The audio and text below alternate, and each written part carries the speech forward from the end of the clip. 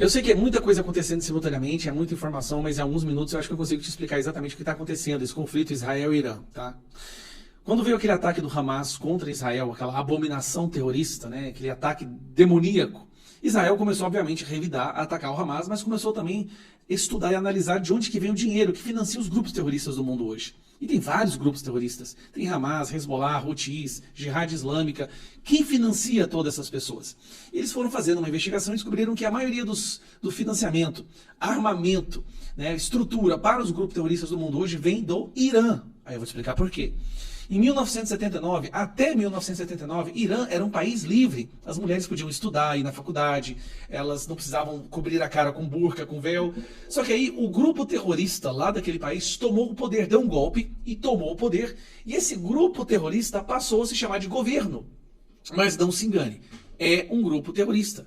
E desde então o Irã vem vivendo uma ditadura, né? Uma ditadura do... O controle da Guarda Nacional em Los Angeles.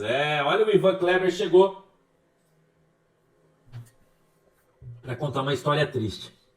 Uma menina ucraniana de 7 anos que voou para Israel em busca de cura para câncer morre em um ataque iraniano, né? Uma tristeza. E a Coreia do Norte condena o ataque israelense ao Irã, que está apenas, né, destruindo alvos militares, não atacou nenhum civil. Metrópolis política, Macron. Países europeus farão oferta de negócios completas ao Irã. Uma movimentação grande na Europa. Conservadorismo e elegância. Últimas notícias. O presidente Trump propôs um novo acordo ao Irã por meio de Steve Witkoff. Revela Caroline Leavitt. É muito simples e direto. Sem enriquecimento de urânio, proibido o Irã de desenvolver armas nucleares, aceite o acordo do Irã, última chance. Os Estados Unidos estão dizendo, está rolando uma conversa forte que a América vai atacar o Irã no final de semana. Tá? Uma conversa forte que está nos Estados Unidos e que essa movimentação de ativos militares americanos é para um ataque certeiro ao Irã no final de semana. Quem viver verá se isso de fato vai acontecer. Alerta News 24. Irã, ministro das Relações Exteriores do Irã, diz que os Estados Unidos nos pediram para negociar, mas nós recusamos. Revista Oeste, militares dos Estados Unidos já possuem planos de ataque contra o Irã, diz secretário. Estados Unidos devem lançar ataque a qualquer momento, segundo o jornal Can News. Gazeta do Povo. Israel lança nova onda de ataques contra o centro e oeste do Irã. Israel lança nova onda de ataques contra o Irã e atinge o aeroporto em Tabriz. Urgente, líder Ali Khamenei será eliminado a partir desse momento. Dizem que ele já foi, né? Dizem que ele já foi. Anuncia o ministro da Defesa Israel Katz que o bunker onde ele estava escondido já foi fritado já, né? Olha aí, Irã ameaça fechar o estreito, que é a rota estratégica do petróleo global, né? E pode aí causar um prejuízo para todo mundo.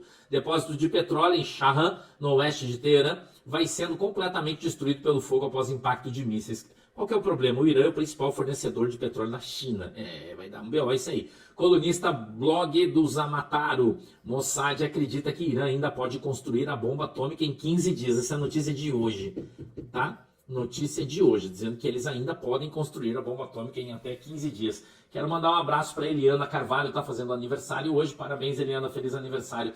Deus abençoe você. Eu quero trazer aqui para vocês, meus queridos irmãos, os nossos ventos, as nossas cartas. Lembrando você que os nossos ventos e as nossas cartas são ficção, tá? Ficção, falando de uma terra de Nárnia, da terra de Nárnia, de personagens narnianos, que não tem absolutamente nada a ver com pessoas reais, entidades ou instituições, ok? Que isso aqui é só ficção, tá? Qualquer coincidência é só uma coincidência mesmo, tá legal? Quero trazer um vento primeiro para você da secretária. Escute esse vento. Nessa manhã, não sei o que aconteceu. Se foi uma revelação ou uma armadilha. Pois não só eu, mas outras 3 pessoas ouvimos um vento de dentro da ala política mais poderosa do reino, que dentro de alguns dias pode explodir nos faladores profissionais. E de quem ouvimos isso e da seriedade desse narniano, não tem como sequer duvidar. Os ventos, ou seriam revelações ectoplásmicas, como queiram, fazem todo sentido se analisarmos as gravidades do caso do guri e na manipulação ou fraude das festas passadas, onde o macaco negro, financiado e protegido pelo reinado do velhinho do norte, tinha todos os poderes. Escutem, Os grandes galhos, com a coordenação de membros do Itamaraty, estão enviando uma pessoa forte para negociar sem alarde e exposições.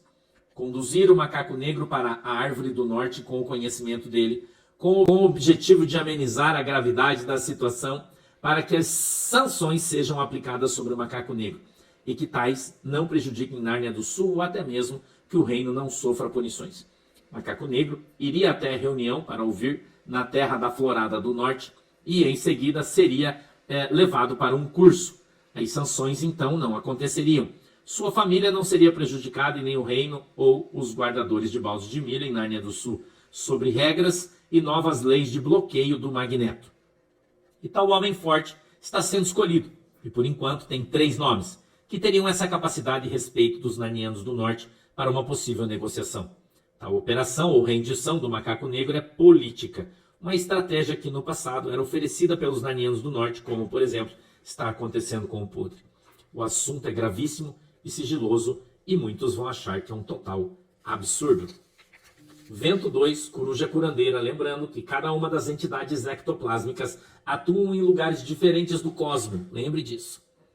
Cada uma das entidades que enviam as suas cartas fantasmagóricas, que não tem corpo físico, porque eles são espirituais, eles estão em lugares diferentes e contam a mesma história. Presta atenção, Nárnia do Sul e a Cúpula dos Grandes Galhos de Nárnia do Sul estudam 3 nomes que possam ir para Nárnia do Norte, em contato com autoridades do Norte, e negociar que o macaco se entregue para a árvore da Terra da Florada do Norte para evitar as sanções. Pedidos de extradição, sanções ao reino, no caso, por culpa do reinado em ser conivente, bloqueios de bens na família e principalmente que seja emitida uma regra mundial bancária para os narnianos do Sul. Quando uma autoridade ou reino é sancionada pelo loirão, que, sofrendo a mínima punição, prejudica comercialmente o reino sancionado. Os ventos são seguríssimos e está sendo tratado com maior seriedade e sigilo, pois trata de uma negociação política e diplomática que já fora, no passado, oferecida pelos narnianos do Norte para autoridades no mundo inteiro. Volto a informar, quem vazou tal vento é uma pessoa da mais alta linhagem arvística no reino, que foi procurada pelo sistema a ser um desses 3 nomes com condições intelectuais e políticas para negociar o que pode entrar para a história. Mas teria toda uma cortina de fumaça, uma situação para não expor Nárnia do Sul diretamente, pois a ideia é passar que Macaco Negro foi para a Terra da Florada do Norte para se defender, e lá fora surpreendido por autoridades do Norte. Em resumo, os narnianos do Norte não ofereceram qualquer alternativa ou negociação. Isso está partindo de Nárnia do Sul. Muitos sequer nem vão acreditar nisso. Vão nos derrubar, ou seja, vão sujar o nosso nome, nos pisotear e nos esculachar. Mas isso já estamos acostumados, até porque os bastidores da política jamais vão passar nos faladores profissionais. Não vão. Continuo com o vento da coruja curandeira, presta atenção. O macaco negro permitiu que alguns pássaros da base dele, pássaros com asas de pontas douradas, fossem conversar, bater um papo no curso com o Braguinha. Foram até o ninho onde o Braguinha está fazendo seu curso. O Braguinha ouviu educadamente tudo aquilo que os pássaros de asas douradas enviadas pelo macaco negro disseram e deu a seguinte resposta: só converso com o dono da boiada, manda ele vir falar comigo. Então criou-se a ideia de se juntar um balde de milho para o Braguinha. E com esse grande balde de milho, o Braguinha, então, contaria a história que todo mundo quer ouvir. Querem dar milhos para ele contar uma história. E ele, então, novamente repetiu aos intermediadores, dizendo que o chefe da boiada deveria fazer a proposta pessoalmente, caso contrário, ele não aceitaria. O velhinho, o nosso velhinho, nosso bom velhinho, em uma reunião com os amigos, disse de maneira muito clara para quem quisesse ouvir, que o Braguinha espera o dia de olhar nos olhos do macaco negro, do Robin e de todos que estarão presentes nessa limpeza de cárie que irá fazer, para que possa, olhando nos olhos, dizer tudo aquilo que o seu coração está cheio. A boca fala do que o coração está cheio. Segundo o velhinho, o Braguinha espera por esse momento como uma terra seca e espera pela chuva. Como um leão, aguarda pacientemente pela sua presa. Como um predador, espera para predar. Dizem que o Braguinha está sendo requisitado pelas águias. Que as águias já fizeram contatos com corvos, dizendo que querem ouvir o Braguinha no seu curso. E eles querem entender como alguém, um pássaro tão extraordinário, com asas douradas, extraordinariamente adquiridas pelo Braguinha, com uma história extraordinária, está no curso. Por que está no curso? Quem o colocou no curso? Quais as condições? Que folhas secas existem para que ele esteja no curso por durante tanto tempo? As águias querem uma conversa olho no olho com o Braguinha. Eles querem entender como alguém com a sua grandeza, com a sua história, pode estar no curso. Parece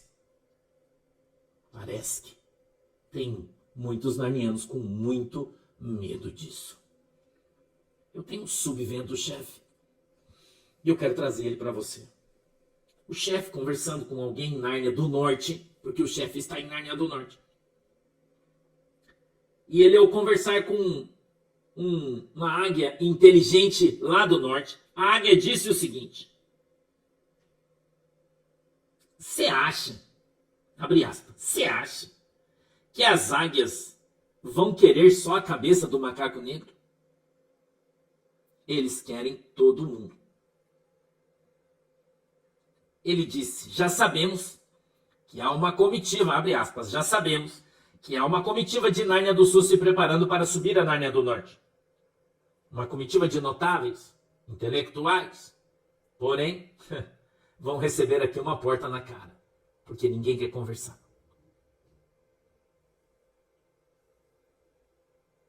O loirão, disse ele, está cagando para os caras.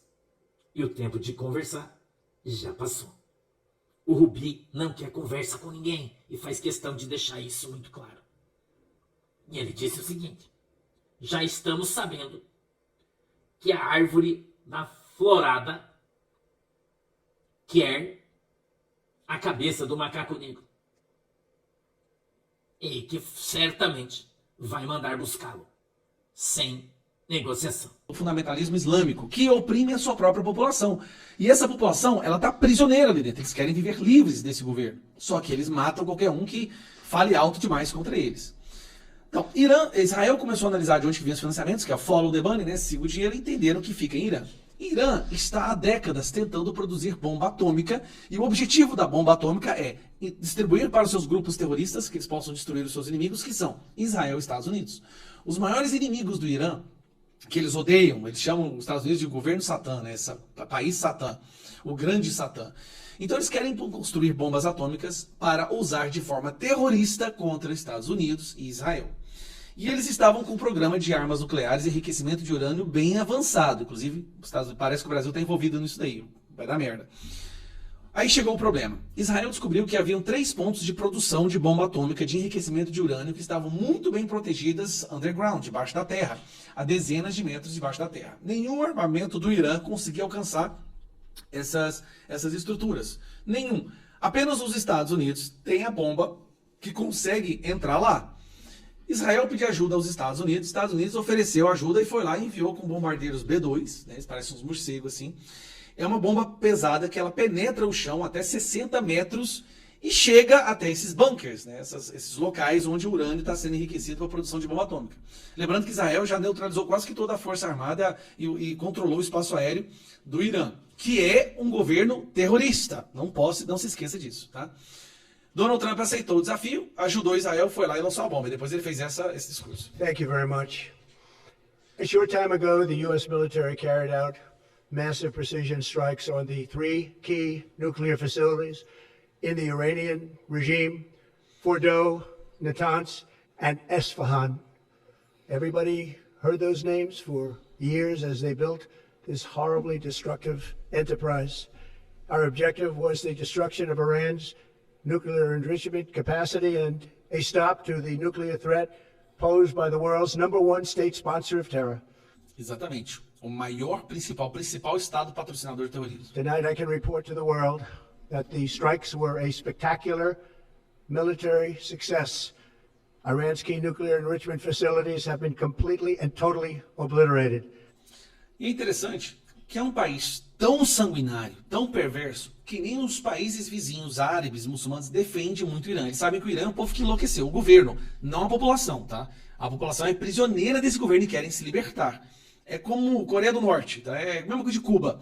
Só que toda vez que eles esboçam qualquer reação, eles são aniquilados, esquartejados, apedrejados, enforcados e aí por diante.